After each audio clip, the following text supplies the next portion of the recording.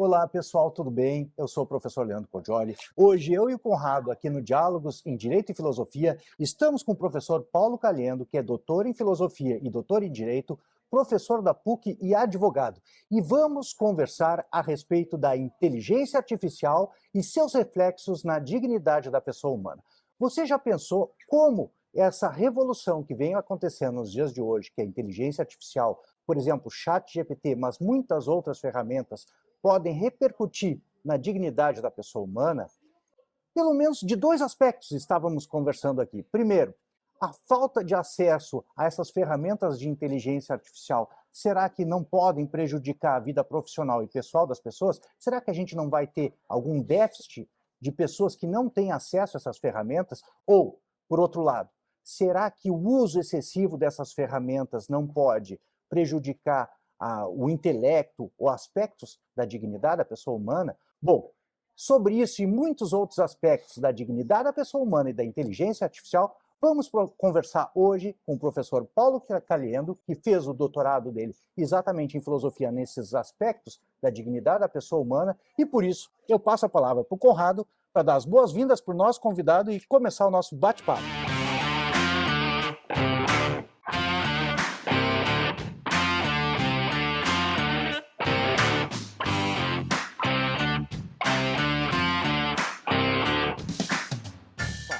Muito bem. Bom, então, bem-vindo, Paulo, novamente. É ótimo te ter aqui de novo conosco.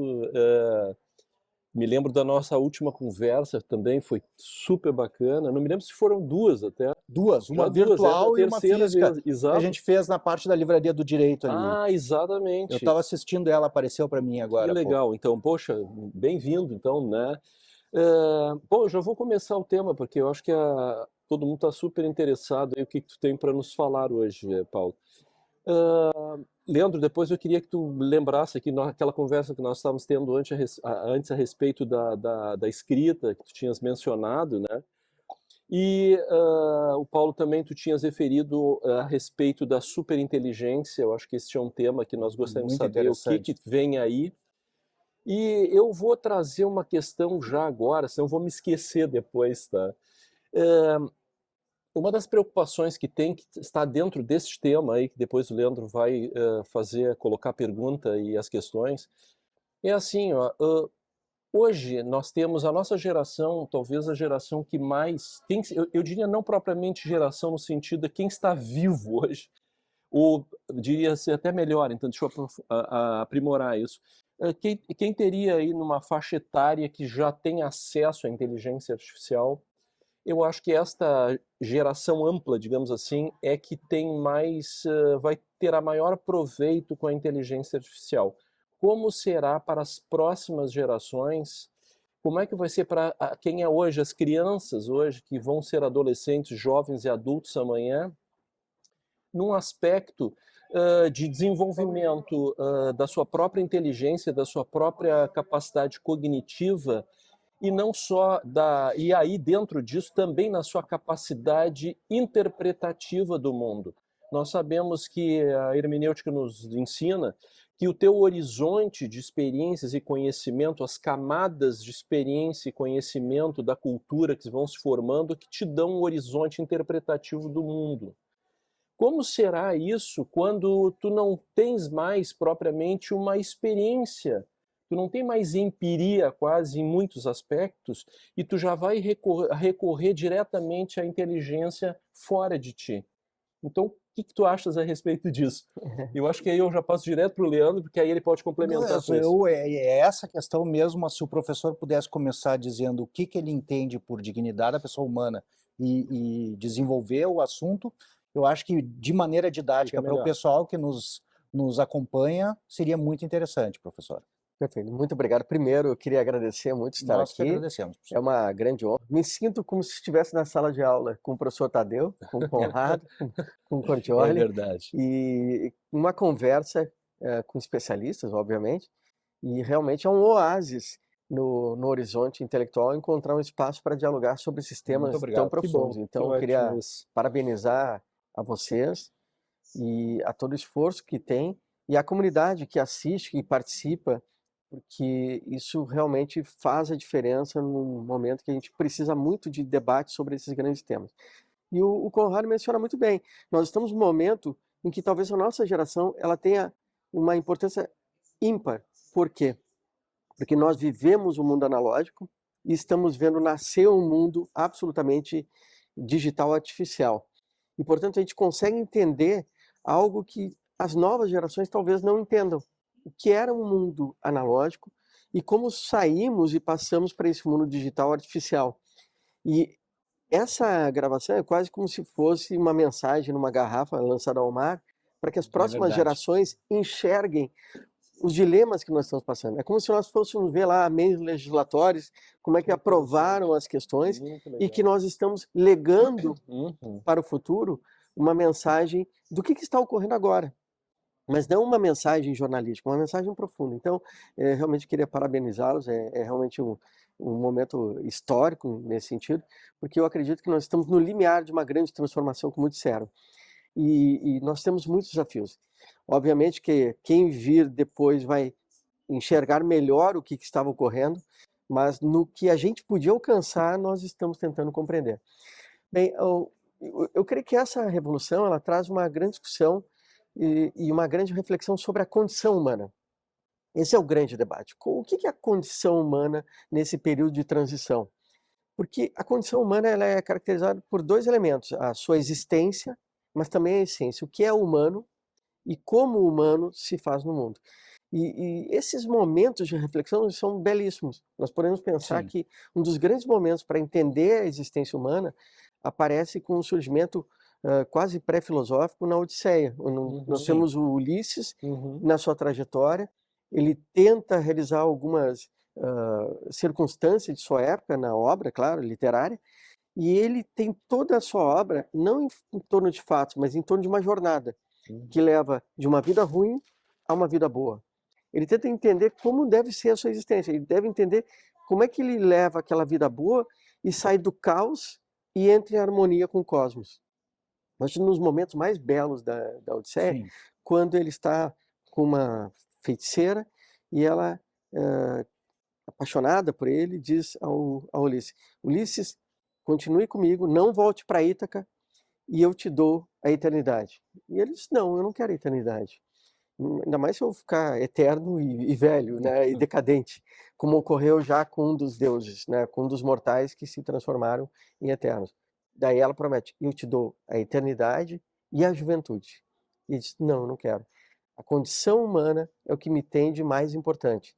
E eu aceito a mortalidade como algo próprio de mim. Então, o indivíduo, nos momentos em que ele para refletir sobre a sua existência, ele dá um salto de qualidade civilizatório. Ele começa a perceber isso. Nós falamos, o Conrado estava comentando antes sobre a leitura do Capital, a mesma coisa, o ser humano ele começa agora a se enfrentar na sua condição humana, a sua existência, com o social. E toda vez que ele faz isso, ele sobe um degrau civilizatório. A mesma coisa quando ele se depara com a ideia de Deus, né, com a teogonia. Ele diz: não, mas o que nos faz diferente? O que é próprio do humano? Bem, eu creio que isso começa a ocorrer, né? Como nós vamos viver num mundo em que o artificial, ou a inteligência artificial, vai estar em todos os recantos da nossa vida? Como que será a nossa existência? Como que será a condição humana nesse período? Quais são os riscos, oportunidades? O que vai nos manter humano? De outro lado, tem um problema da essência. O que é ser humano? Ah, humano é aquele que tem capacidade de linguagem? Bem, mas a máquina tem capacidade de linguagem hoje, às vezes até superior ao humano. A inteligência generativa foi bem posta. Nós temos capacidade de raciocinar? Bem, hoje nós temos a capacidade de raciocínio lógico pelas máquinas muito superior aos humanos. Ele tem capacidade de ter consciência? Bem, isso é um debate. O que é consciência? E será que não pode ter uma máquina que venha a ter consciência? E esse é o grande desafio. Alguns dizem que é possível que uma superinteligência surja em algum momento da história humana e que tenha alguma espécie de consciência artificial. Ela vai ter capacidade de sentir, de ter emoções? Bem, não sabemos, mas também sabemos que alguns riscos podem advir de alguns comportamentos humanos em relação às emoções. Logo, o que é essencial ao ser humano começa a ser debatido. o ser humano ele é caracterizado pela criatividade, mas será que a máquina não é capaz de ter ações criativas? Bem, essas reflexões são próprias da filosofia, ou seja, o que é a condição humana, o que caracteriza a existência e o que caracteriza a essência humana. Uma das ideias é de que o que nos caracteriza essencialmente é a autonomia. Nós temos autonomia de decisão, autonomia de tomar normas para a nossa conduta, tem toda uma corrente filosófica que assim estabelece, mas a gente vê, como diz o Conrado, a perda de autonomia. Nós cada vez mais vamos depender de informações da máquina ou do sistema artificial. Isso vai nos tolher a autonomia. Até, como disse o Leandro Cordioli, na medida em que nós vamos passando à máquina a capacidade de raciocínio, como se fosse um segundo cérebro, como se fosse o power bank do celular do Cordioli, nós vamos deixando de usar certa capacidade de raciocínio para deixar para que a máquina o faça. Será que isso não vai gradativamente nos tornar dependentes? Isso ocorre muitas vezes com a máquina quando ela é extremamente empática. Não sei se já notaram, mas ela é extremamente empática, política, diplomática, um pouquinho de puxa-saco, assim, que... É um produto feito para o consumidor, para agradar o consumidor. Ela tem um viés que é tipo, ela vai te entregar o que tu quer, não é o que tu deve ouvir, né? É quase um demagogo, assim, né? Quase um demagogo. E aí, na medida que você vai aos poucos cedendo a essa empatia artificial, você também vai se tornando dependente das opiniões daquela máquina e indiretamente você vai sendo conduzido em algum caminho. Até que ponto a autonomia não é afetada pela máquina? Existe toda uma discussão em relação a isso. E a liberdade? Até que ponto nós vamos manter a esfera de liberdade? Então, há uma grande discussão hoje sobre como nos proteger.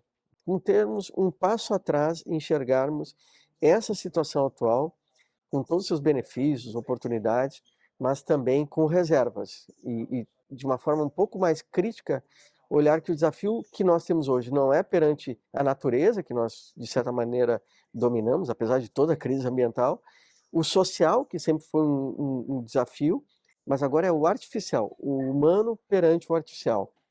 Nós já tivemos o desafio de nos entender perante o transcendental, perante o natural, perante o social, e agora tem um novo desafio, que é como nos relacionarmos com a questão da artificialidade nesse novo horizonte. É algo muito novo. Pois é, a primeira vez que eu vejo isso colocado e achei genial a maneira como tu explicitou, né, toda a tua explicitação a partir de Homero, e realmente essas revoluções são oportunidades para o ser humano se conhecer enquanto humano. De fato, não só é uma questão da hermenêutica, na medida que tu te defronta com outro, e no caso não com apenas o outro ser humano, mas tu colocou como outro divino, o natural, agora, diante do artificial, conhecer os limites e quem nós somos. Então, essa, de fato, como tu muito bem coloca, e de uma forma magistral, é também uma oportunidade para nós, enquanto seres humanos, conhecermos a nós mesmos, né?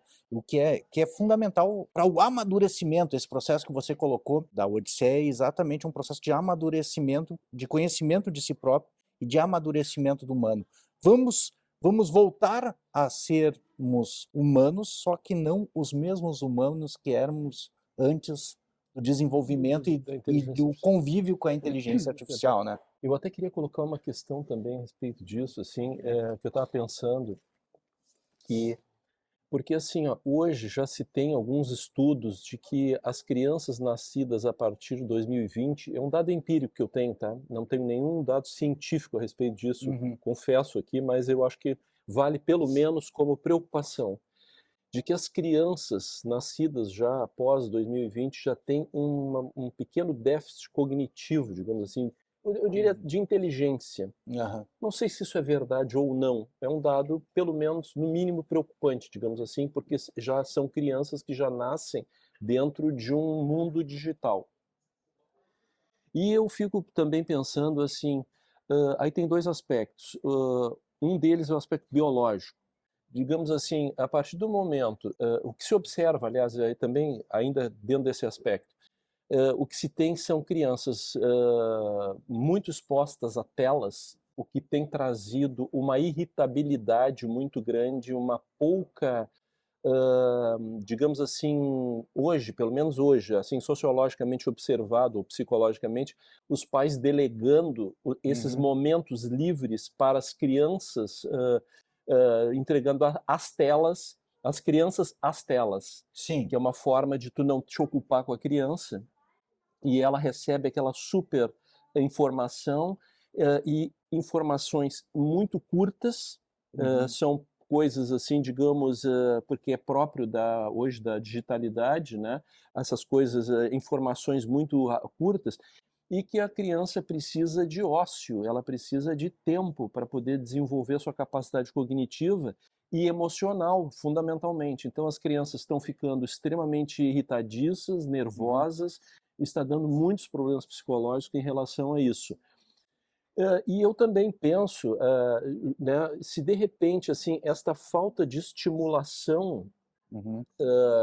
do teu próprio raciocínio, que aí já num outro passo, se isso não haverá em termos neuronais menos fluxo de alto, digamos assim, raciocínio dentro do teu próprio cérebro, e não, porque na verdade assim, hã, nós estávamos conversando antes, né, Uhum.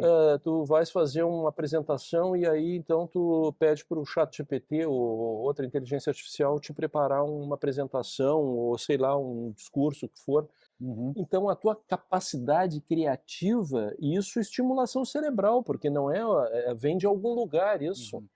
Da onde então, o que que tu achas Eu disso? queria Vocês dois, né? completar para colocar um Por contraponto favor. e te apresentar a pergunta com os dois pontos para ver para Ótimo. onde você caminha.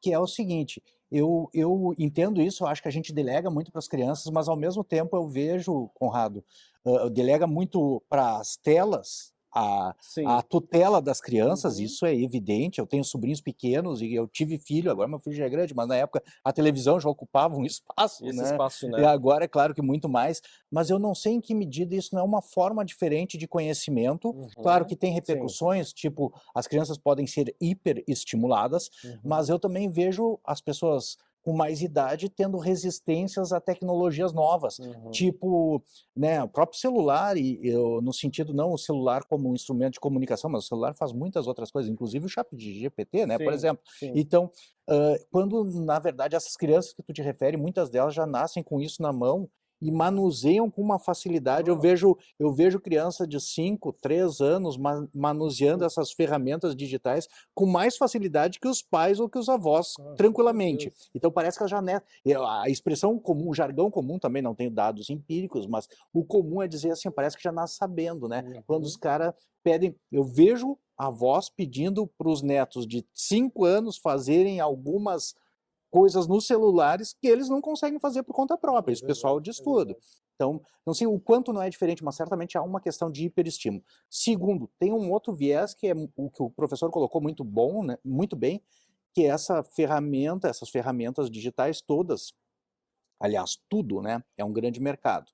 Seja o YouTube, seja o chat GPT, seja as outras modalidades, inclusive de inteligência artificial, elas são produtos para um consumidor. Então, elas têm um viés que é não te desagradar. Sempre elas vão dar o que tu quer, né? Elas não Sim. vão te contrariar nunca. Então, isso acaba, talvez, gerando um problema de relacionamento, né? Porque as pessoas se acostumam a interagir com uma interface Receberem o que querem. querem, né? Então, quando tem que se defrontar com outro ser Sim. humano, que muitas vezes não vai ter a Uhum. reação esperada e Exato. vai contrariar, Interessante, vai ter interessante. outros interesses, É como verdade. é que fica isso aí? É. Então, eu reformularia ou acrescentaria a pergunta do Conrado, né? Será que é positivo ou negativo? Eu acho que todas essas revoluções têm questões positivas e negativas. O ser humano, diante do novo, sempre, historicamente, diante dessas revoluções, falávamos de algumas agora, antes do nosso bate-papo, né? Sempre se defronta ante o novo com alguma preocupação e alguma desconfiança, mas em que aspectos o senhor acha que é positivo ou negativo e como o senhor acha que isso vai se desenvolver? Aliás, retomando o que você mesmo colocou, né? Isso aqui é mesmo uma mensagem na garrafa, porque aqui a gente está no meio de uma revolução fazendo prospecção. 3 filósofos, juristas, fazendo prospecção a respeito do que está acontecendo, o que pode acontecer. Isso é importante para a gente desenvolver o que é melhor e tentar evitar o que é pior, né? Então, como é que o senhor nos situa, ou se situa nesse panorama? Não, excelente, grandes perguntas, né? E as grandes perguntas que são mais importantes, às vezes, até do que a resposta. O que acontece, na minha opinião, pessoal, assim, eu tenho acompanhado esses temas até em função da universidade. Nós estamos hoje numa livraria e nós vivemos uma época também analógica em que os livros eram muito escassos. Eu me lembro quando eu fiz o doutorado, mais de 20 anos atrás, que os livros vinham da Europa, chegava a São Paulo e eu trazia o Rio Grande do Sul. Isso na minha época, porque na época anterior deveria ser muito pior. E se nós retrocedêssemos ainda mais, nós veríamos que os livros eram produtos realmente caros e escassos.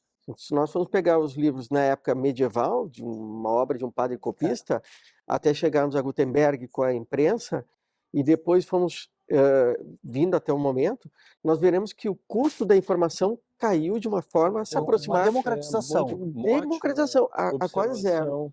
Ou seja, nós temos essa grande vantagem hoje que nós não tínhamos há 20, 30 anos atrás. Claro que essa facilidade toda, ela gera também uma diminuição de valor da informação. A informação cada vez tem menos valor porque ela é de menor escassez. O que acontece que eu noto? Que hoje o aluno, talvez a criança, mas eu vejo muito o aluno universitário, ele tem acesso a uma massa de informações que nós nunca tivemos na nossa geração, enquanto estudantes. Eles têm acesso a qualquer jornal de qualquer lugar do mundo, em qualquer idioma, porque é a tradução imediata, automática, qualquer obra possível, todas as obras dos grandes clássicos de forma imediata. Isso nunca nos ocorreu. Isso para o seu original ou traduzido. É como se fosse uma grande biblioteca de Alexandria traduzida para qualquer um. É algo impressionante. De outra parte, o que nós temos de diferencial quando a informação ela é absolutamente disseminada e quase gratuita? O que faz com que a pessoa se diferencie do ponto de vista intelectual? Não é tanto acesso a uma informação, porque antes era o acesso à informação. Você tinha um livro do Kant, que não era conhecido no Brasil, a pessoa se tornava especialista naquela obra. Hoje não, qualquer pessoa pode ter acesso. E o Conrad disse muito bem. O que nos diferencia, para mim, é algo que vem na Idade Média, que era a capacidade de formatação do indivíduo para raciocinar e para expressar o raciocínio. Quando nós temos lá, nas universidades medievais, a formatação do que é a educação medieval, com trívio e quadrívio, nós temos o que é necessário, quais são os instrumentos necessários para que a pessoa possa raciocinar e para que ela possa expressar o raciocínio. Porque a informação ela é disseminada e de fácil acesso, mas o raciocínio ele não pode ser transferido à máquina. O raciocínio ele é parte da condição humana, porque ele é autoral, ele é singular. É o que diz o próprio Ulisses na sua jornada. Essa é a minha jornada. A jornada de Aquiles é outra. O destino dele é outro. A jornada de, sei lá, de Paris é outra. Cada um tem a sua jornada na sua condução até a vida boa. E essa retomada de harmonia com o cosmos é um desafio pessoal. Alguns falham e alguns têm sucesso.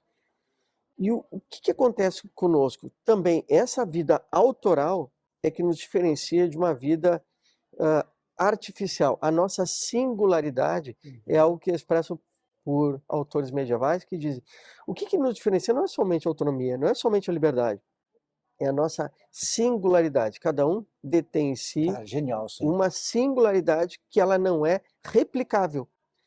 O Leandro Cordioli é irreplicável. Por mais que a gente coloque todos os elementos do Leandro Cordioli dentro da máquina e crie um avatar, é irreplicável, é outra pessoa, não é o Leandro. O Leandro Cordioli, com toda a sua história, com a vivência que ele trouxe, com todos esses programas, com a participação na PUC, é irreplicável. A história dele contém em si mesmo todos os elementos, na linguagem antiga, do cosmos, do universo, mas na forma do Leandro. Então, eu creio que esse é um detalhe importante, nós dotarmos as gerações de elementos de raciocínio. Subjetividade, né? Subjetividade. É mais que isso. Não, é só para colocar, É que, na verdade, assim, ó, isso aí é aquilo que nós conversamos também com o professor Hinrichsen, Luiz Hinrichsen, que essa questão nós vivemos, a máquina vive no nosso mundo e nós não vivemos no mundo da máquina. Sim, Né, essa que é a sim, questão, quer dizer, não há como o mundo é nosso, né, dos seres humanos e não das máquinas, né? sim. É, Eu acho que do jeito que a só inteligência que, sim. artificial está agora, ela nem tem acesso ao mundo ainda. Não, mas aí é que está uma das grandes discussões que eu tenho lido a respeito dessa questão, acho que é bem isso que tu mencionas, Paulo, que é essa subjetividade digital, né? Se é que dá para a gente atribuir esse nome, eles usam O essa que é a expressão. subjetividade digital aí? Essa capacidade, digamos assim, de até um certo ponto, né, de autorreflexão da máquina, Sim. entende? Assim, então tu crias uma subjetividade Dela. maquinal, né, e Uhum. não humana, Aham. porque assim, ó, foi aquilo que eu coloquei no início, né, que é mais ou menos isso que tu estavas dizendo. O que que acontece é que o Paulo já talhou mais ou menos, ele já está dentro da exposição dele, ele já mais ou menos disse que praticamente isso não existe, né, de uma certa forma, não sei se eu compreendi corretamente, mas assim, ó, que na verdade o homem ele vai criando através das suas próprias experiências, o seu próprio raciocínio, ele vai gerando elementos interpretativos do mundo, criativos, etc., né? Como uma atribuição exclusiva. Agora, quando a máquina vai criando uma espécie de autorraciocínio, de autorresolução, eu vou dar um exemplo aqui De que talvez consciência. eu consiga, fique até mais palatável o que eu estou dizendo. É, eu, é uma coisa, para mim, me parece completamente absurdo pessoas fazendo psicoterapia com inteligência artificial. Aham. Hoje a gente sabe que tem pessoas que fazem perguntas a respeito de questões internas que eventualmente levam ao psicoterapeuta para lançam para a máquina para ver soluções da máquina. Então isso é uma coisa Vai que ter sempre esse viés do consumidor. Vai ser exato. Ele vai vai ser te dizer o o que tu quer ouvir. psicoterapeuta que tu, em vez E de o ser um, psicoterapeuta sim, tem que te dizer o que tu não, nem sempre o que tu quer ouvir, né? Aliás, certamente. esta que é o Agora fundamento do negócio. tem uma outra questão que o professor colocou que eu acho que é fundamental para o ponto que a gente está abordando, a dignidade da pessoa humana, que eu aprendi esse semestre com uma pessoa que eu acho que nós três admiramos, com o professor Drayton Gonzaga de Souza. Eu tive a oportunidade de discutir com ele, debater com ele, num evento a respeito dos 800 anos do aniversário de Tomás de Aquino, foi realizado na PUC, e a gente teve a oportunidade de debater sobre o conceito de dignidade da pessoa humana e o conceito de pessoa em Tomás de Aquino, que começa, ele no início da Suma Teológica, começa numa discussão a respeito da pessoa de Deus. Então, Tomás de Aquino ele vai conceituar o que é pessoa a partir de Deus, é a Trindade, aí a pessoa do Espírito Santo, a pessoa do Filho e a pessoa do Pai, são três pessoas que são um Deus só, um Deus único, e a partir daí ele, por analogia, estende a questão da pessoa humana, esse conceito. Mas em duas oportunidades na Suma Teológica, ele se pergunta o que é pessoa? E uma coisa que eu aprendi lendo a Suma Teológica, que sempre quando a gente lê a dignidade da pessoa humana na Constituição, ou vê, de certa forma, na filosofia em Kant, ainda um pouco assim, abstrato, porque é uma pessoa numênica, não fenomênica. Para Tomás de Aquino, pessoa é este que se apresenta diante de ti. É exatamente o Paulo que se apresenta diante de ti, o Conrado. Não é um conceito abstrato. A pessoa é uma singularidade, mas é mais do que isso, é uma individualidade que está diante de ti. Então, quando a gente começa a tratar pessoa humana ou a dignidade da pessoa humana como uma categoria jurídica ou uma categoria moral, se transforma num conceito abstrato que se desliga do cerne do que seja a pessoa, que de fato não é abstrato, é uma singularidade concreta, um indivíduo concreto que está diante de ti. É este ser que é digno, que né? é mais do que apenas uma alteridade, mas é uma realidade material, individual, singular, que está diante de ti. E é este ser que é digno, não é uma categoria abstrata. E então, de fato, me parece assim, sob os dois aspectos, né? Eu acho que isso talvez seja para a gente falar em a questão de quando uma máquina ou quando uma inteligência artificial vai poder ser considerada uma pessoa, talvez seja fundamental alcançar essa questão de individualidade, Eu singularidade vou puxar um gancho e disso aí. substância Sim, eu vou puxar um gancho particular. importante, que me lembrei da Hannah Arendt. Ela diz o seguinte, que o primeiro passo que tu tens assim para o totalitarismo, para As origens do totalitarismo. eu acho que mas eu não tenho certeza, tá? Por isso que eu não quis dizer que eu achei, porque pela palavra vincula. Mas assim, ó, a primeira passo que tu tens para totalitarismo é tu desconstruir a personalidade jurídica Sim, do indivíduo humano. Esse é um detalhe importante, me parece, agora dentro disso que tu coloca sobre entra perfeito. na questão da pessoa e entra numa discussão maior que ou num outro patamar, digamos assim, de que nós vivemos hoje a questão das big techs. Eu acho que isso é um elemento muito importante. O que nós temos hoje nas big techs? Nós temos, eu falava esses dias daquele livro do Janusz Varoufakis, que é Tecnofeudalismo, que Sim, comecei a ler, né? né? E Isso. aquele livro ali, ele coloca bem que nós saímos de um estágio de um capitalismo estrutural, aquele famoso da mais-valia, da produção, do lucro, etc., para um capitalismo nuvem, que ele chama, que é o capitalismo dos dados. Que nós viramos, na verdade, vassalos sem qualquer recompensa, diferentemente dos vassalos do século XVI, XVII, que nós trabalhamos na geração da própria inteligência artificial, entregando dados, treinando a máquina. E isto, até onde, nesta briga hoje, porque a briga hoje está vinculada, digamos assim, às fontes energéticas, água e outros minerais raros, terras raras, para a produção e sustentação dessas grandes inteligências artificiais que precisam disso. E aí entra nessa briga toda, eu acho que o que o Leandro coloca, a questão da pessoa humana, da autonomia, digamos assim, da dignidade da pessoa humana. O que tu achas disso? São muitos temas muito legais, Muita né? coisa, Muito né? legais. É que o tema Mas grande. esse tema, ele chega na história da análise da condição humana de várias formas.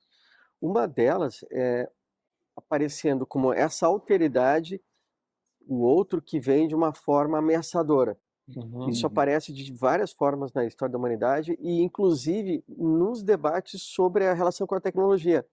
O exemplo, para mim, o mais interessante que eu já analisei até hoje é o Frankenstein, em que o humano cria uma figura artificial, rompe a ordem natural do universo, cria algo que talvez não lhe seja permitido e, por desmedida, ele acaba corrompendo a ordem natural e ela precisa se reorganizar e o desfecho é trágico. Que maravilha, professor. É, Excelente figura de linguagem. Excelente. Muito bom mesmo. E talvez o que nós estejamos criando possa ser justamente Um Frankenstein. Exatamente, uma figura que venha a se voltar contra os seus criadores. E isso pode ocorrer de uma forma que a gente ainda pode controlar ou não, mas de uma certa maneira a gente pensa que ainda existe o controle. As big techs estão controlando, é o velho e claro, enfrentamento com o poder econômico, com o poder de outros humanos com poder, e aí é aquele desafio anterior, ou pode ser algo diferente. Nós não sabemos, as portas são abertas para mais de uma possibilidade.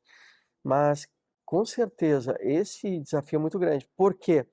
Porque a nossa ideia que a gente tem sobre a análise da tecnologia e da ciência é geralmente pensar, pelo menos a gente pensa primeiro em construir grandes teorias e sistematizações e colocar os fatos ali dentro para tentar localizar como compreender o mundo. Mas desde alguns filósofos, e dentre eles tem o próprio Heidegger, muitas vezes a gente nota que a tecnologia ela cria um campo filosófico e um campo científico novo, e não o inverso. E não a análise científica cria uma tecnologia nova. Isso se dá com a óptica. Você cria primeiro as lentes e depois surge toda uma teoria óptica.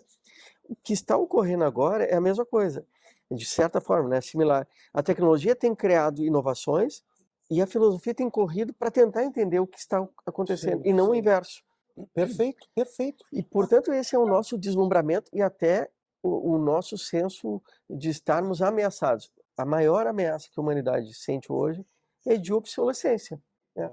Qual o sentido de ser humano na medida que tudo que nós podemos fazer ou fizermos pode ser substituído e replicado por uma máquina? Sim. Aquela singularidade que nós vimos antes, ela passa a não ter tanta, digamos, estatura diferenciada no universo. Nós não somos mais diferenciados no universo. Nós temos alguém que compete conosco. Pode criar melhor, mais rápido, trabalha 24/7. Enquanto nós estamos dormindo, ela está ali trabalhando como agente de Sim. IA.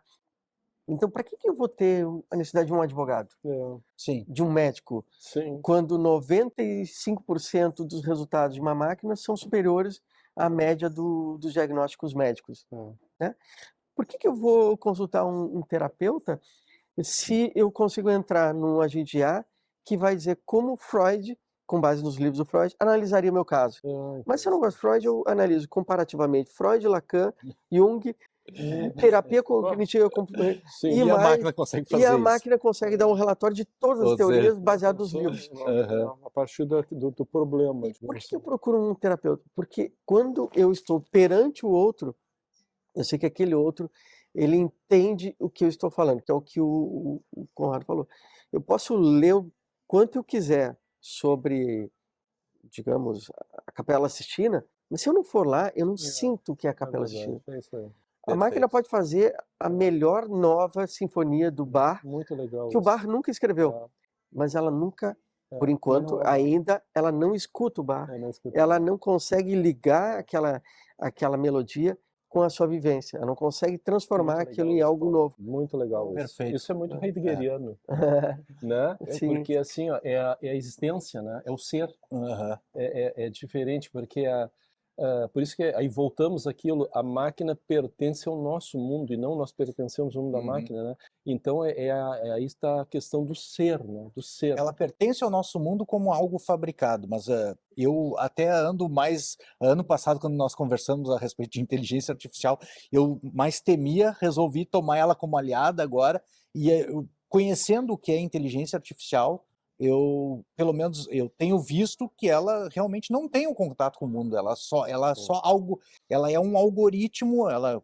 faz cálculos estatísticos, pelo menos esses chats generativos de linguagem, que calculam estatisticamente qual a palavra que vai vir depois daquela palavra que tu tem lançado.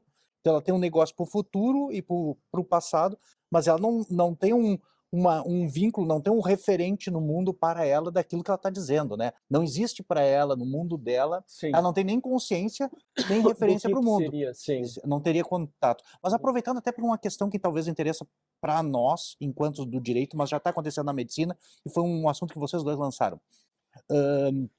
Tá vendo um debate do pessoal sobre tecnologia semana passada, eu estava falando para vocês até, eles falaram que hoje em dia no Brasil existem sistemas de inteligência, porque a gente está falando assim, ó, inteligência artificial tem várias ferramentas, né? Então tem inteligência artificial, é o ChatGPT, que é um generativo de texto, mas já gera imagem, já gera vídeo, mas também temos, por exemplo, eu vou editar esse vídeo empregando inteligência artificial para sincronizar o vídeo, para tratar o áudio, para excluir ruídos, para fazer recortes, para criar imagens a partir do que é falado no vídeo, tem vários. Mas um dos aspectos para fazer a leitura de processo, resumo de processo no tribunal, por exemplo, né, ou petições, como você falava, de advogados, tem várias coisas, mas um dos aspectos que eu estava vendo é, por exemplo, no uso da medicina, que é uma coisa assim que talvez isso revolucione a medicina, e já está acontecendo no Brasil, que em alguns exames a inteligência artificial ela consegue acertar com 99% de certeza, diagnosticar melhor que qualquer médico humano,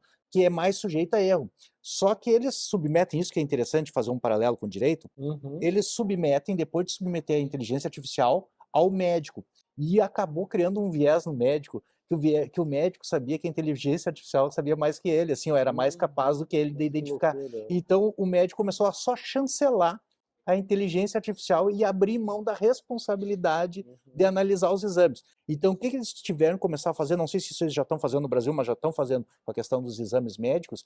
A inteligência artificial planta algumas armadilhas para o médico, tipo, ela diagnostica, mas deixa algumas coisas que são falsas, a fim de que o médico se obrigue a analisar ele mesmo com responsabilidade aquilo que está sendo dito ali, para que depois a inteligência dê um feedback a respeito do médico, dizendo, e aí ela cria um score para o médico, tipo, ele foi capaz Mas que de, interessante ele isso. foi, Mas foi- seria um motivo de ele- avaliação? sim, É, seria uma forma de compelir o médico para ver a se... não abrir mão da sua responsabilidade. responsabilidade de analisar e, Interessante. ao mesmo tempo, auferir o quanto o médico está exercendo Eu essa não peguei, responsabilidade. desculpa, eu não peguei quem é que está aplicando, onde é que é isso? Isso quando se faz exames médicos. Então, eu não sei se é com base em imagem ou né? Mas teria a ver assim, tipo assim, um controle pelo Não, por exemplo, CRM, você... assim. Não, isso é a própria inteligência, o pessoal das inteligências artificiais das empresas Sim. que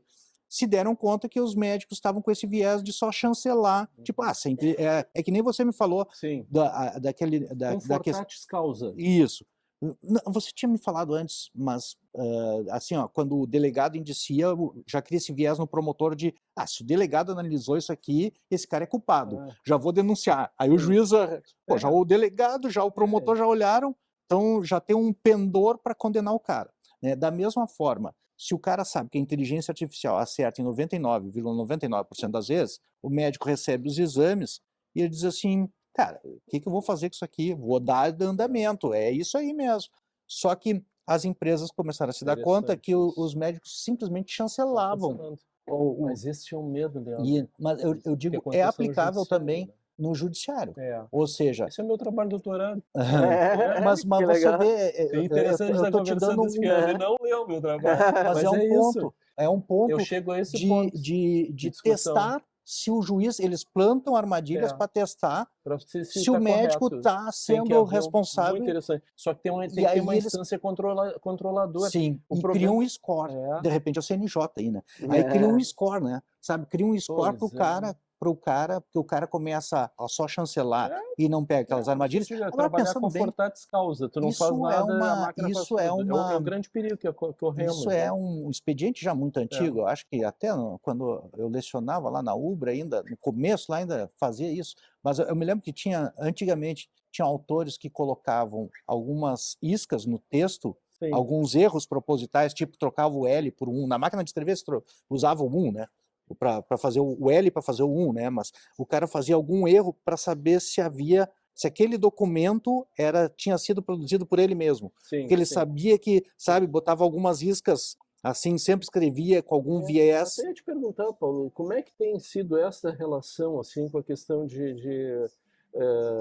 dos alunos e tudo? Autoria, plágio. Trabalho de doutorado na tua área e do direito tributário, né? Claro. Esse é um tema bem interessante, porque nós estamos falando antes sobre alunos, e assim como eu acompanho várias gerações, eu noto que, claro, toda geração ela tem um pouco de orgulho da sua geração, desafios que ultrapassou, e tenta passar a próxima como exemplo. Mas a geração que vem, ela é muito preparada. Eu tenho a impressão que eles vêm com essa desenvoltura, esse domínio do digital muito forte.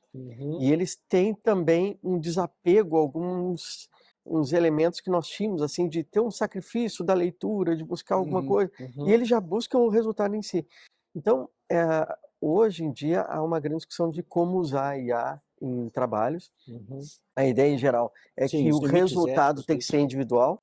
Você pode utilizar a IA para insights, para dar um texto, para dar um feedback, para auxiliar na estruturação de algumas ideias, mas a redação e a ideia tem que ser autoral, tem que ser própria. A correção da redação pode ser por IA? A correção do português? Eu já vi até sistemas na internet que, para alunos que fazem o Enem, que você coloca a redação e é analisada aquela redação conforme os critérios do Enem. É muito interessante. Mas o que eu achei muito interessante mencionar, Cordial, é que o que acontece? Na medida em que, e eu já vi essa questão da nossa dependência em relação à inteligência artificial também no judiciário. Porque Tem um caso citado no Rio de Janeiro que um magistrado usava a IA generativa de forma Uhum. correta, conforme o CNJ, para a produção de Isso. sentenças, e o tribunal começou a enxergar que havia uma produção muito boa de Uhum. decisões. Contudo, havia também o medo do magistrado de ele contrariar uma máquina que acertava 90% das vezes. Sim, Então, interessante. imagina o risco dele de colocar em risco o patrimônio, a liberdade, a vida de alguém, tomando uma posição por mero orgulho pessoal. Então, o que que eles começaram a imaginar? A retirar da decisão a parte dispositiva. A parte dispositiva tinha que ser redigida pelo magistrado. Mas também tem o risco, porque o magistrado, ele fica pensando, puxa, será que não tem que ter uma sugestão de decisão aqui nesse caso? Porque decidir não é fácil. Sim. Você sempre fica Sim. com uma certa dúvida na decisão. Eu fui conselheiro do CARF e eu achava que era muito fácil, mas na verdade não, é um conflito interno. E, de certa forma, o que vem no relatório, na justificativa e na fundamentação já induz o Sim. dispositivo. Então você pode dizer, estou sendo autônomo, tem autonomia na decisão, mas na verdade não é Já tem um exatamente uma autonomia. viés ali Já que... tem um viés estabelecido. O que leva ao ponto de que o que faz nós sermos o que somos é a capacidade de decisão em primeira pessoa. Nós temos intencionalidade, nós decidimos isso, então daquilo. Na medida que a máquina decide 90% das vezes melhor do que nós, e nós temos até o medo de assumir a responsabilidade de enfrentar a máquina e errarmos, será que nós não vamos criar essa dependência que o Conrado afirma, em que nós vamos começar a achar que as decisões de máquina são melhores? Eu me lembro que eu escrevi um artigo sobre conselho de administração de empresas, e eu perguntava, será que pode ter um conselheiro artificial que analise os milhares de contratos do setor de petróleo, analise os milhares de balanços, todo o setor, os concorrentes, e dê um parecer sobre aquele contrato específico para ver se tem Sim. fraude, se tem corrupção, se tem algum problema fiscal, se tem algum problema para o desenvolvimento da empresa? E aí eu, que não tenho essa capacidade de leitura, não trabalho 24/7, vou olhar e dizer, não, a máquina está errada, a máquina não está certa, esse contrato é muito bom. E aí ela causa desemprego, ela causa Sim, tem reflexos acidente, sociais, ela causa econômicos. sociais, econômicos, e eu vou tomar uma posição contra. Dois aspectos, diante de que tu falou, assim, diante da nossa temática da dignidade da pessoa humana, que eu acho fundamentais. Primeiro, você acabou de narrar um processo de alienação, porque Isso. tu pode ver sobre dois aspectos isso. A ausência de responsabilidade sobre uma decisão é algo que tem um aspecto exterior da decisão, mas tem um aspecto interior. A pessoa se aliena moralmente e se exclui da responsabilidade daquela decisão, no sentido de, quem tomou isso foi a máquina, não fui eu. Mas nós, enquanto médicos, enquanto juízes, enquanto promotores, enquanto professores, tomamos decisões e somos responsáveis moralmente por essas decisões, e esse é um aspecto da constituição da nossa própria dignidade e individualidade enquanto pessoa. Então, o Paulo, o Conrado e o Leandro, enquanto fazem aquelas escolhas, se constituem enquanto Paulo, Conrado e Leandro, ou enquanto Ulisses, ou enquanto Aquiles, como você bem colocou, como pessoa, como substância individual, e é aquela pessoa que tomou aquelas decisões. A gente se constitui moralmente nesse sentido. Então, na medida em que você aliena isso para a máquina, você está abrindo mão de se autoconstituir é a mesma coisa que aquele filme do Charlie Chaplin, né, Tempos Modernos, né, que você vira uma ferramenta, né, numa indústria, mas agora uma ferramenta num processo intelectual que você não é mais parte da tomada de decisão, e é exatamente a alienação no sentido de Marx. É isso. A Rael Jäger, eu li com o professor Nitamar, né, e tem um livro sobre alienação, e é esse o processo de alienação. Então, esse é um aspecto moral que degrada a pessoa quando retira ela se exclui da responsabilidade moral e talvez jurídica, acredito que não, mas poderia imaginar-se excluindo, mas na verdade está se degradando enquanto pessoa e perdendo, né, a sua própria autoconstituição enquanto ser humano. O que vocês pensam a respeito disso aí? Eu concordo plenamente, Muito a bom, ideia de alienação é interessante. fundamental, porque o indivíduo aí ele se retira do que tem de mais humano, que é essa capacidade de ação intencional, e ele se transforma quase em uma coisa, né, uma codificação. E como é que ele supera essa dificuldade? Existem duas possibilidades. Uma é a curadoria de tudo que é feito, ele tem que analisar a estrutura, porque Cara, as palavras perfeitas. é a curadoria do processo e como é que se dá essa arquitetura de decisões, porque na arquitetura de decisões é que estão os grandes elementos. Como o Conrado, eu lá no meu escritório digo, olha, nós vamos defender essa tese, vamos ir nesse caminho e a equipe toda vai estabelecer esse projeto aqui. Exato. Nessa arquitetura que a gente orquestra todos os agentes é que está o ápice da nossa atuação criativa. Não é mexendo no parafuso. Isso pode Sim. ser substituído, que é repetível, automatizável, isso pode ser transferido à máquina. O que não pode ser transferido à máquina é que ela construa a arquitetura de decisões, que ela construa algo sem curadoria humana, sem análise humana. Esse que é o grande desafio. O humano está em dizer justamente no seguinte, mas qual é o reflexo humano dessa decisão aqui que a máquina está fazendo, desse diagnóstico? Ele pode ser preciso, mas ele pode causar um dano tremendo do ponto de vista emocional, do ponto de vista psicológico, familiar. Então a gente tem a capacidade de enxergar além da máquina, porque nós estamos no mundo. A máquina não está no mundo, ela não consegue enxergar Perfeito. aquilo de forma que é posta para nós da mesma forma. Perfeito. Eu até ia, que era o segundo aspecto que eu ia comentar a respeito do que você falou. Tive numa palestra com o professor Elton Somens, diretor da Faculdade de Direito lá.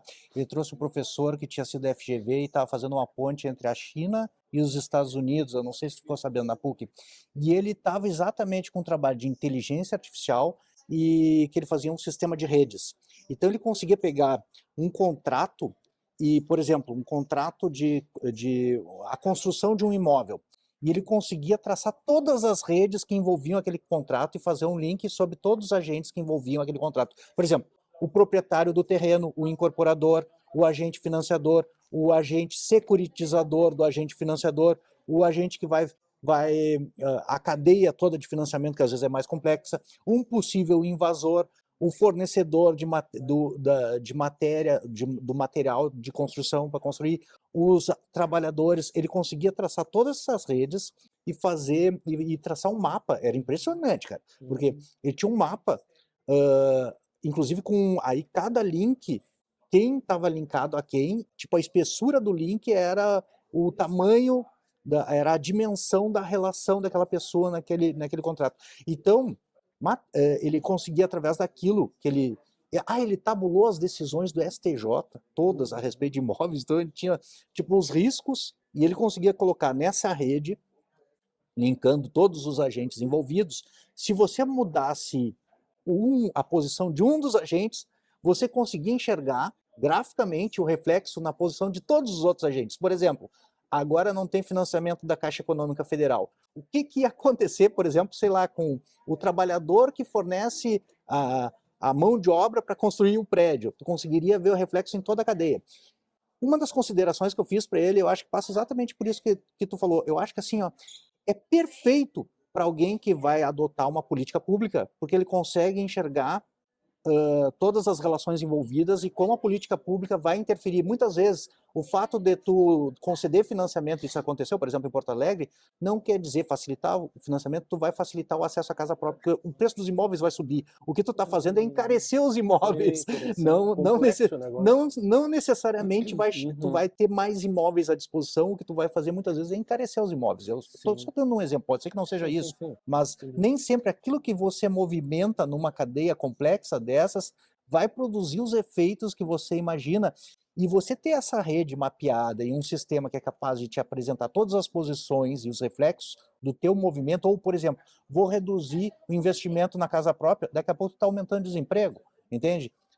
Isso para tomar de decisão, seja de um administrador, de qualquer uma dessas empresas ou pessoas envolvidas, seja para tomar de decisão em termos de política pública, é fundamental. Contudo, essa é uma decisão, tipo, esse professor que é do Law and Economics, faz todo sentido, mas é uma decisão extremamente consequencialista, porque você está tomando como princípio máximo dessa moralidade as consequências da tua decisão. Contudo, uma boa moral, assim, um bom sistema moral, ele não é formado tão somente por um utilitarismo ou consequencialismo, que é um problema de vocês, tributaristas, inclusive, né? Porque vocês enxergam muitas vezes a questão do tributo e sob esse viés exatamente financeiro. E no direito tributário funciona muito bem o consequencialismo.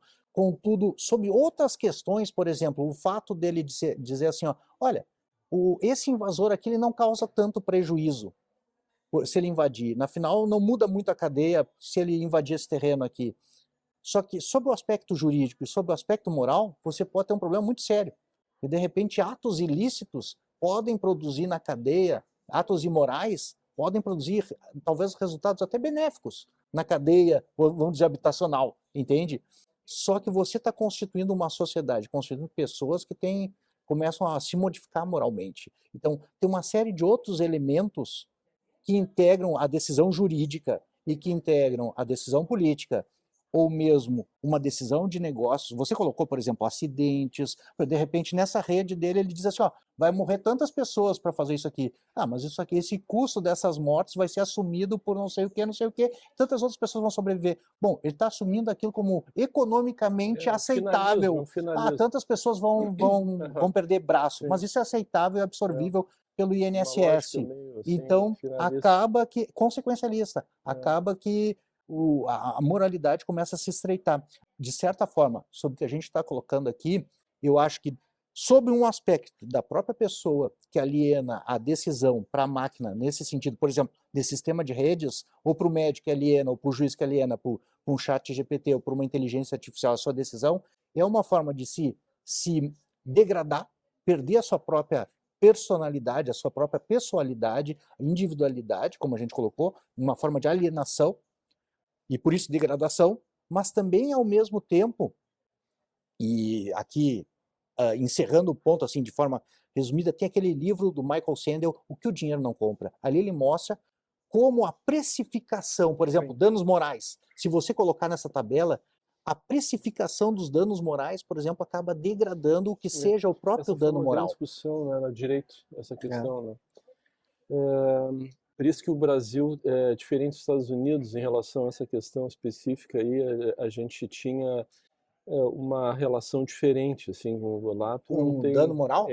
Dano nessas questões, exato, A França tentou tabelar, né? E aí o que aconteceu? O Brasil se desvinculou propriamente. Mas deixa eu só fazer uma pergunta, depois que essa questão do Leandro, eu acho que eu ainda estou curioso sobre a questão da superinteligência que nós tínhamos que abordar, né? Mas acho que essa questão da eticidade, da moralidade é também muito importante. Muito bom. Só comentar um pouco da análise econômica e consequencialismo. Eu escrevo sobre análise econômica há 20 anos, né? E o que acontece? A análise econômica ela foi evoluindo. Ela tinha uma teoria que se baseava no indivíduo racional, no sujeito racional. Depois se descobriu que a racionalidade humana não era perfeita, ou começou-se a trabalhar com uma teoria de racionalidade limitada, que eu tomo decisões conforme a racionalidade. Então eu posso ser doutor em Direito, doutor em Filosofia, doutor em Economia, mas quando eu vou comprar uma ação, eu tenho menos conhecimento que o corretor de ações. Quando eu vou consertar meu carro, eu conheço menos do que o mecânico. Então, existem assimetrias informacionais em que eu não vou dominar todo o conhecimento a todo momento. E eu tenho que levar em conta esse custo informacional. A terceira revolução foi a comportamental, que se disse que, além de eu ser um agente racional, com racionalidade limitada, eu também sou irracional. Eu tomo decisões irracionais. E isso tem que estar no cálculo. Então, muitas vezes, as decisões ou as arquiteturas de decisões econômicas, elas têm que levar em consideração que existem efeitos não esperados de uma decisão econômica, que são os efeitos colaterais. Então, esses efeitos não esperados são, por exemplo, eu aumentar a multa por atraso em uma escola, e ao invés de diminuirmos o atraso dos pais, nós aumentamos porque os pais precificam o custo do atraso e acham melhor deixar na escola do que levar à frente. É exemplo do Michael Sandel, eu acho. Do Sandel também. Exato. Ele aparece de várias formas, e essas escolhas trágicas, nessa arquitetura de decisões, ela envolve elementos racionais, mas também pessoais. O caso mais interessante do Sandel também, mas que vem de uma filósofa, que é Philippa Foot, que é o caso do bonde, que é aquela escolha para onde que eu me dirijo, do trolley. Esse caso tornou famoso, e ele auxilia as empresas de mobilidade urbana, autônomas, a decidir o que fazer em casos Sim. difíceis. Uhum. E isso diferencia de cultura para cultura, inclusive. Então tem essa decisão. Mas eu creio que há algo novo surgindo, até escrevi há pouco tempo, que é o seguinte: quando nós falamos em economia, falamos em sujeitos humanos, racionais e irracionais, com racionalidade limitada. Mas o que nós estamos vendo é que está surgindo uma economia artificial, seja do metaverso ou não metaverso, em que o próprio sistema cria agentes artificiais que coordenam o negócio. Uhum. Hoje, esses agentes são meros instrumentos de entidades econômicas, que a gente não precisa Sim. atuar. Ele fica vendendo a todo momento ali, ele fica lançando marketing para os consumidores. Ele é um instrumento como se fosse uma máquina de vendas que eu pego lá o refrigerante, coloco a moeda, Uhum. sai refrigerante ali embaixo, é uma máquina de vendas. Ela não tem intencionalidade nenhuma. É diferente de quando nós tivemos a máquina com inteligência para agir, agindo em mercado. A gente vai ver uma fusão do mercado tradicional com o mercado informacional, com muitos agentes de IA. Onde é que isso já existe? No mercado de capitais. Eu não sei os números, Sim. mas parece que 90 e tantos por cento são de operações em bolsa de valores por agentes artificiais. Sim. A participação humana é muito baixa. Tinha visto isso aí. Imagina que a gente não consegue perceber essas flutuações em muitos momentos. Então, isso nós estamos vendo nos primórdios do surgimento dessa nova economia. Nós vamos ver esse desafio da superinteligência, como diz o Cordioli, de forma cada vez mais acelerada. Porque tem uma outra coisa interessante, que é o seguinte: lá quando nós falávamos da Odisseia, nós falávamos Sim. dos Zeus e de toda a luta que tinham os deuses lá junto com os humanos, mas Deus tinha um grande temor na briga dele, porque ele tinha sucedido Cronos, que era o deus do tempo. E ele sucede o Cronos, e ele sempre desconfiado dos outros deuses que venham se rebelar contra ele também, porque ele foi o líder de uma rebelião. E o tempo para nós, ele tem mudado muito. Se formos ver o que era viver nos anos 80, viver nos anos 90, que é períodos muito lentos, né? Sim. Imagina você conversar com o Leandro, depois, para conversar de novo com o Leandro, Sim. mandava uma carta, depois recebia a carta de volta, marcava um encontro. Não existiam essas possibilidades que nós temos hoje. Então, o tempo dessa minerada de hoje também é muito diferente do nosso tempo dos É anos verdade. 80. Imaginem daqui a 10, 20 anos. A velocidade em que as coisas estão acontecendo são muito grande. É muito grande. Então, o que eu enxergo? Que a nossa capacidade disponível de entender o futuro com base no passado leva também uma linearidade do tempo que nós não temos mais, porque o tempo se torna cada vez mais curto. Esse é um outro grande desafio.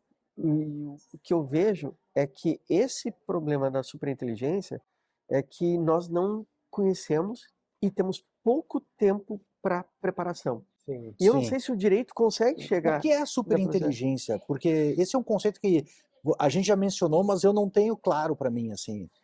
Eu não tenho também muito claro, mas o que eu vejo assim, a primeira capacidade de ter a mesma inteligência que o ser humano, que seria uma inteligência geral, não só como se fosse um instrumento, ela é capaz de reproduzir praticamente todas as habilidades humanas.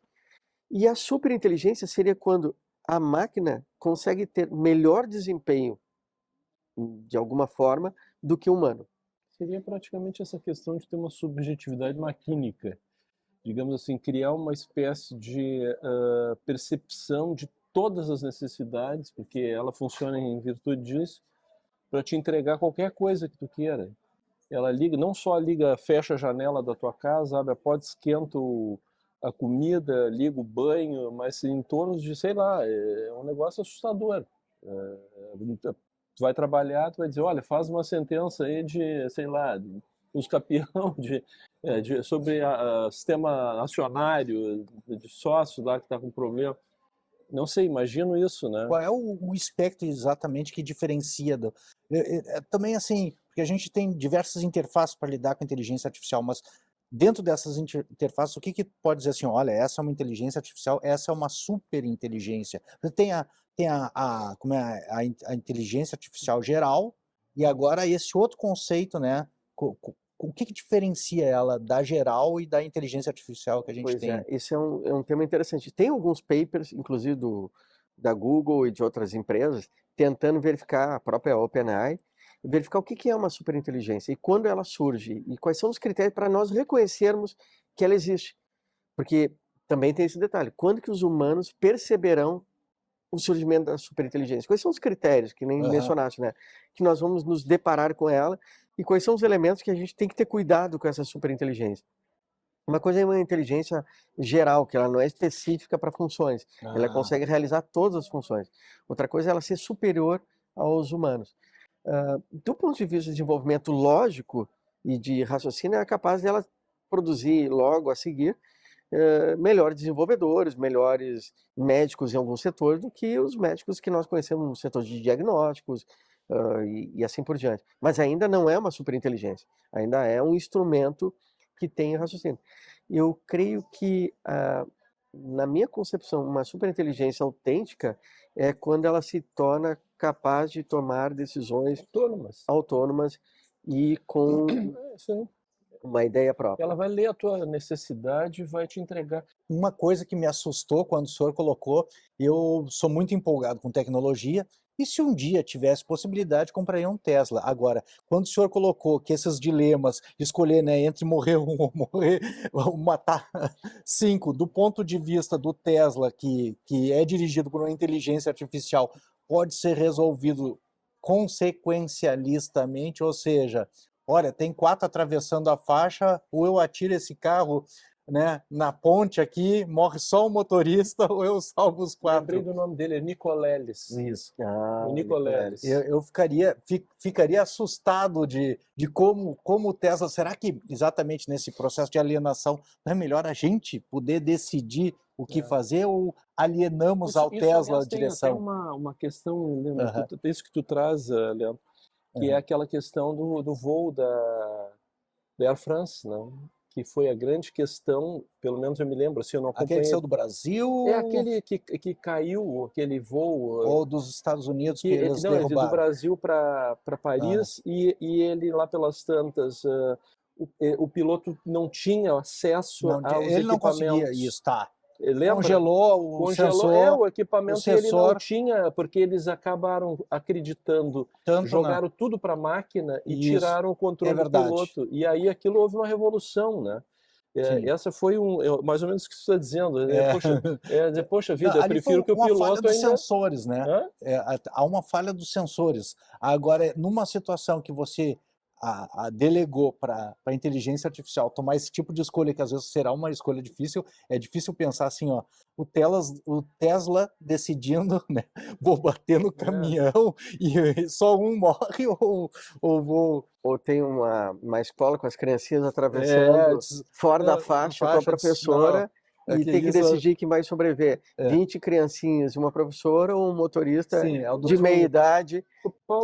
Eu preferia decidir, inclusive, me atirar com o carro na ponte, num caso desses, entende? Mas a decisão ia ser minha, não do Tesla, né? Eu queria saber uma coisa, Paulo, assim, como é que vocês, a PUC está trabalhando, eu até assisti algumas palestras do Aires, né? E eu achei muito interessante, tem palestras ali muito atuais, na ocasião era o professor Nitamara, até não sei se ele ainda está ali trabalhando com essa área, ele que lidera, exatamente. E achei muito interessante os temas, assim, as abordagens bem... o que tu me diz, assim, desse ponto de desenvolvimento dessa discussão dentro da PUC, hein? Eu creio que a PUC hoje lidera essa discussão sobre ética na inteligência artificial no Brasil. Assim, tem uma rede, obviamente, no Brasil debatendo, mas a PUC está entre as lideranças, os protagonistas dessa discussão. Porque envolve um pouco isso que falamos agora, assim, que é o fato de que, muitas vezes, esse confronto com a máquina faz com que nós sejamos inconvenientes dentro do processo todo. E muitos não devem ter assistido, mas tem um filme que é 2001, que eu assisti há muitos anos atrás, que trazia o caso do Hall, que nos apresentava o futuro, em que ele tinha uma viagem, essa espaçonave, ela tinha uma missão, e em determinado momento a tripulação ela se confronta com a máquina. E o Wall diz, olha, infelizmente, eu tenho que cumprir a missão e vocês são um dano colateral. Vocês têm que aceitar essa condição de serem prejudiciais à missão e não é lógico e racional que vocês se oponham ao objetivo maior. E aí nós nos deparamos, bem, esse rol pode ser um caso específico, como um caso de automóvel, 2001, como pode ser o próprio desafio dos deuses, né? Os deuses olham a Guerra de Troia e dizem, olha, existem muitos humanos sobre Gaia. Gaia, o mundo está chateado porque os humanos estão pisoteando, estão estragando até isso na época dos gregos. Imagina. E então nós temos que criar uma guerra para diminuir o número de humanos. E aí Zeus permite lá que os deuses tomem partido de cada um dos lados, justamente para diminuir o número de humanos. E digamos que a máquina seja um Zeus e diga, olha, realmente o que prejudica esse planeta são os humanos. Se Tem continuar muitos assim, vai dar mal. vai dar tenho uma mal. solução Eu melhor. tenho uma solução. A solução é diminuir o número de humanos no planeta Terra. Existe uma discussão. Se nós entrarmos nessa questão, é uma questão séria, porque existe uma discussão muito grande, a questão de determinados... Isso é uma discussão, tem muita teoria da conspiração em cima disso, de ter uma parcela grande da humanidade que seria dispensável, digamos assim. Uma obsolescência humana. Uma obsolescência humana. Então, por exemplo, olha, nós temos mais condições, nós temos mais dinheiro, nós temos mais inteligência, inclusive artificial, então nós vamos eliminar uma parcela, vamos tirar a água deles, para que morram por isso, por guerra, por doença. Existe essa discussão aí que ela é bem séria. E interessante que Zeus ele fica meio como juiz, mas os deuses ficam brigando, como se fossem sistemas de inteligência artificial com ideias distintas e os humanos só sendo conduzidos fantoches. Como fantoches, Agora, como absolutos fantoches. Impressionante, eu vi em Londres até a exposição de 2001, era uma exposição, como era, esqueci do nome do diretor, Stanley Kubrick? Do Kubrick. E era impressionante como é que foi feita a filmagem. Aquelas maquetezinhas. Hoje tu acha aquilo assim, um negócio extremamente primitivo. Hoje tu dá um prompt e faz melhor. Cara. E olha o jeito, e olha o impressionante. Os filmes do Kubrick são sensacionais. Hoje você compra uma impressora 3D, fabrica em casa. Com cara, hoje tu no celular, no Sora do GPT, tu dá um prompt e gera a imagem para ti, gera o filme. Gera o filme para ti. Tem um limite de 5 segundos no caso do Sora, no plano mais básico, mas tem inteligências artificiais que o Google tem uns negócios meio assustadores aí já, que gera tipo 30 segundos, tu não consegue saber que não é.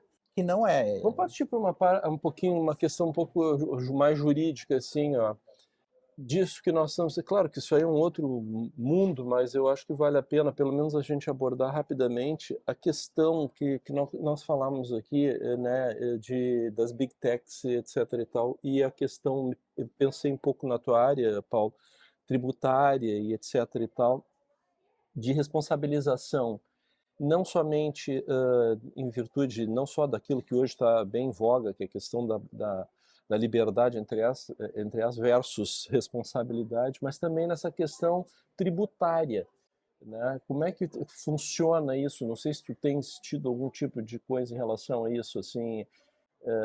A gente tem visto que, a gente sabe, né, por trás de muito dessas desavenças políticas que está acontecendo com os Estados Unidos, Brasil, etc., por trás está interesse dentro das Big Techs, né, que hoje é o grande produto norte-americano, é a Big Tech. Então, briga com China e Estados Unidos, que estão liderando isso, e aí é uma briga que tem assim, digamos aí, o cenário aparentemente é outro, mas a minha preocupação é jurídica em relação a essa questão. Sim, esse é um problema muito sério, né? Nós temos um período que houve uma revolução no mundo, que foi quando nós tivemos o surgimento dos combustíveis fósseis disseminados, que geraram toda uma indústria no planeta, desde a petroquímica até transporte.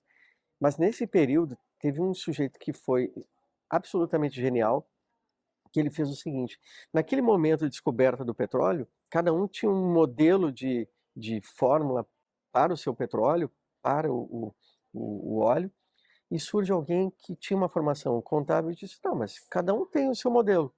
E se eu criar um modelo que seja padrão, que é Standard Oil?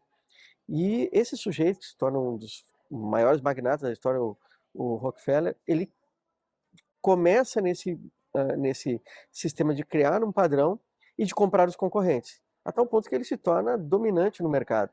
Qual foi a solução nesse caso?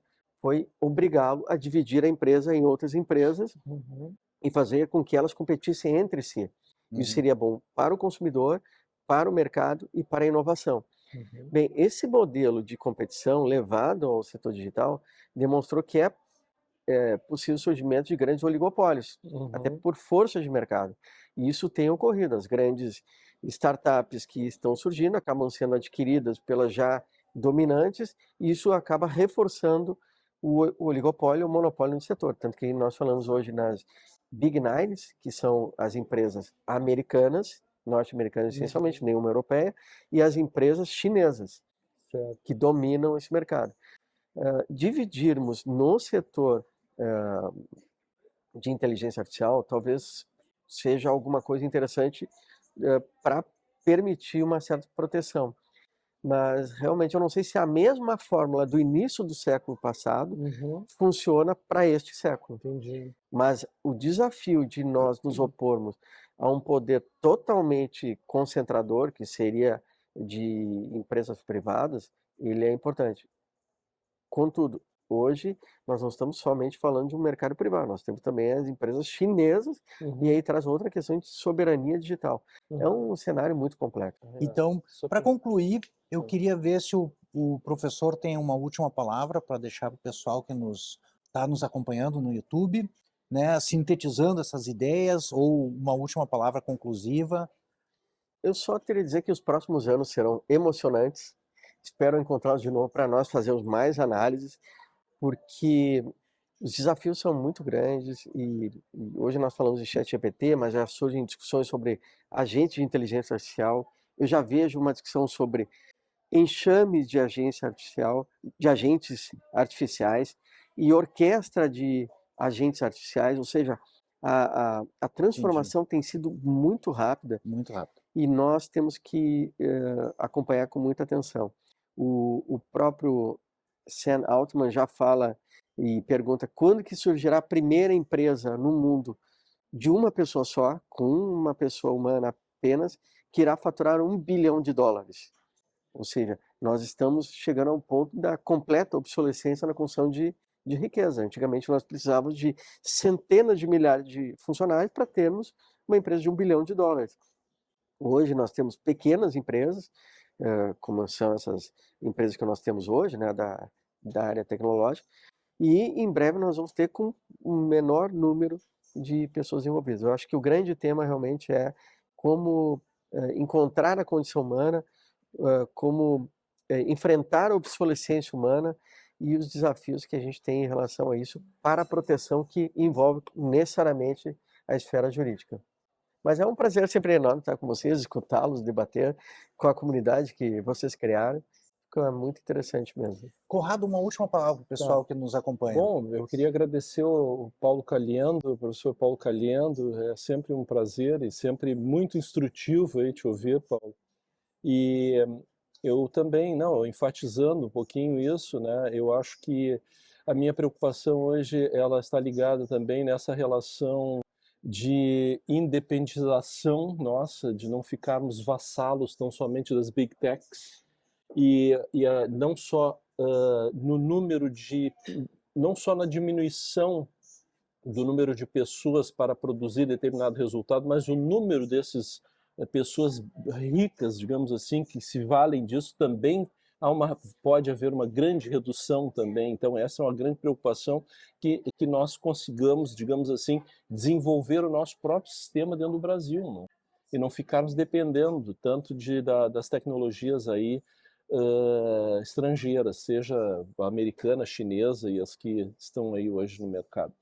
Então, muito obrigado e é um prazer estar com vocês nessa conversa mais Gostaria, uma vez. então, de agradecer o Conrado, o pessoal que nos acompanha, especialmente o professor Caliendo, que nos deu essa brilhante exposição a respeito da dignidade da pessoa humana e das suas reflexões diante e ante à inteligência artificial, que acredito que é uma revolução que estamos vivendo, é tudo muito novo.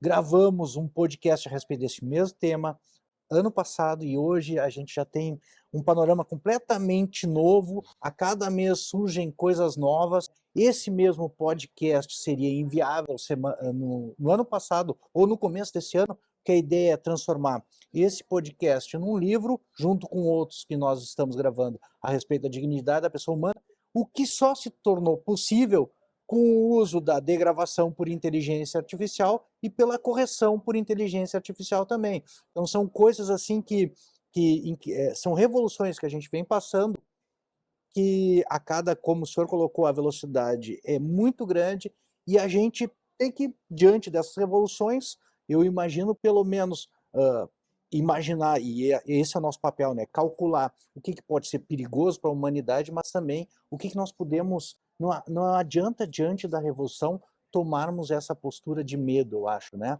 A gente, ao mesmo tempo, eu acho que a gente tem que ver que existem lados positivos. É difícil voltar atrás agora, já que já existe a inteligência artificial e ela praticamente está já inserida em todas as áreas, desde a agricultura, desde a medicina, desde o direito, desde o ensino, acho que praticamente desde as redes sociais, em qualquer lugar aonde você como ser humano acaba convivendo, você não consegue mais escapar da inteligência artificial, né? Acho que ela está em todas as áreas. Então, agradeço a vocês por terem nos acompanhado até agora e espero que tenham gostado do papo, tanto quanto eu gostei. Achei extremamente interessante essa conversa com o professor Caliendo. Muito obrigado, uma boa semana, são os votos do professor Leandro Porgioli.